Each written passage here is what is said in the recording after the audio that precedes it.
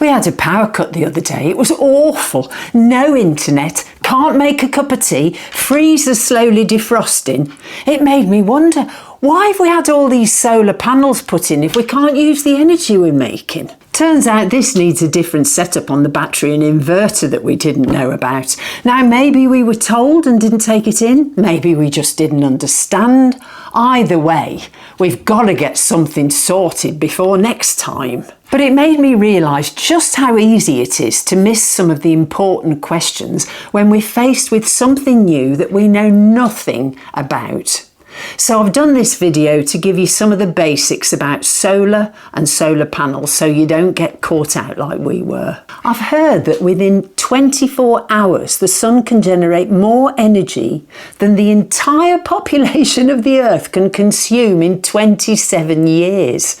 And in just 1 minute, the sun generates enough power to fuel the whole world for 1 year. So we need to be using this. Just imagine if we were using every available roof to generate energy. We wouldn't need to be digging carbon out of the earth anymore. I love it when I see panels on bus shelters and car parks, churches and business roofs. It just makes so much sense. So I do hope you're thinking about panels.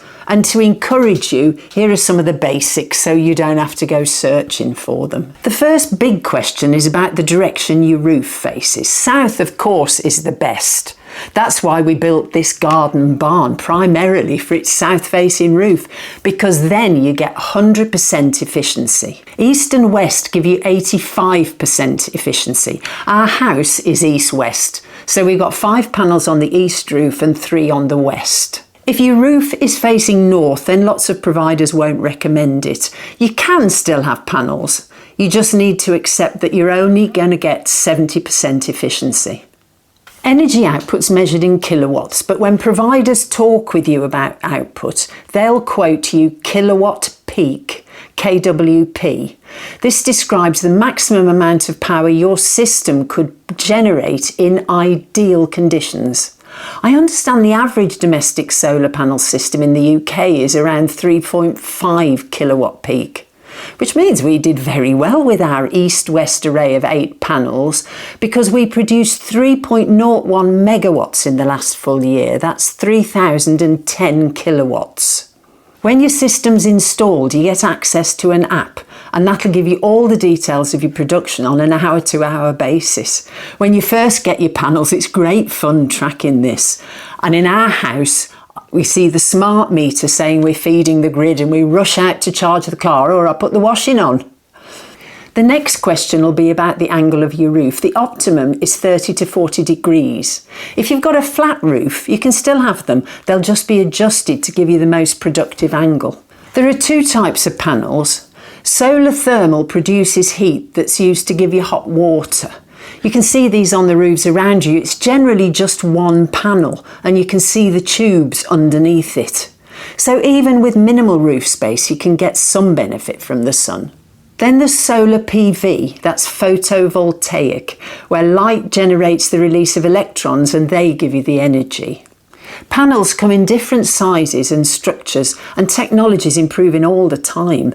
So the most recent panels we've got here on the barn are double-sided. That means the sun goes through them and any additional rays that get to the other side are reabsorbed through the back, so you get much better efficiency. A number of things impact production. There's the quality of the sun and the light, because you get it from just light, not only sun. Your location in the country, the quality, size and number of panels, all these will determine how much energy you can generate. You can get panels now that are embedded into the roof. They look great, but they do lose some of the efficiency. It's also possible now to have solar tiles put on your roof, but this is all very new technology, so do look into it thoroughly. Both the embedded and the tiles are more expensive than the traditional panels we all recognise, and right now it's the traditional panels that are most efficient. Part of the installation cost you'll be given will be for an inverter. This is because the power produced by the panels is direct current electricity, that's DC, and the grid and appliances run on alternating current, that's AC. Unless DC is converted to AC, you won't be able to use it. There are different types of inverter. Now, a while ago, you would have been given a string inverter. This is proven technology that's been used for decades. The panels are all arranged in rows and each pane is installed on a string. Multiple strings are then connected to the inverter to transform the energy from DC to AC. The problem with a string inverter comes when a panel gets damaged or it's in significant shade, because the performance of all the panels is then affected. The alternative is a microinverter. These are very popular now on residential systems. Each panel has its own little inverter that actually does the conversion on the roof, so you don't need a separate inverter. It also means that if one panel's damaged or in significant shade, the others aren't affected. Microinverters are a bit more expensive, but that should be offset by increased efficiency. If you want to use a battery or you want to sell your excess energy back to the grid, then you need a hybrid inverter, and that's got a changeover switch that makes it all possible. Before you can move ahead, your provider will need to do a DNO application. DNO is the distribution network operator. They're checking for how many other houses in your area already have solar and whether the combination is likely to disrupt or unbalance the grid. They have to know that the grid can handle the new electricity generation and prevent potential problems like voltage spikes or overloading. Going back to the start of this video, this management of the grid is also why our battery and panels didn't kick in when we had a power cut. If you think about it, it makes sense. The electricians working on repairing the system have to switch it all off so they can work on it safely. But if our panels aren't switched off and suddenly start delivering power to the grid, they're going to be shocked in a very painful way. Now, if you've got a system that can produce more energy than you use, you can sell this back to the grid. How much you get is dependent on your provider. I understand you can go to other companies to sell your power, but you often do get the best rates when working with your own provider.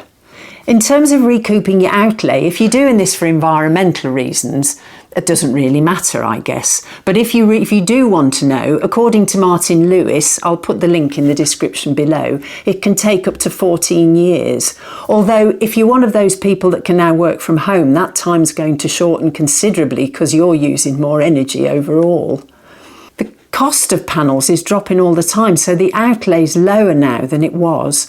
According to Martin Lewis again, a typical 3.5 kilowatt P array in the UK is approximately £7,000 for about 10 panels.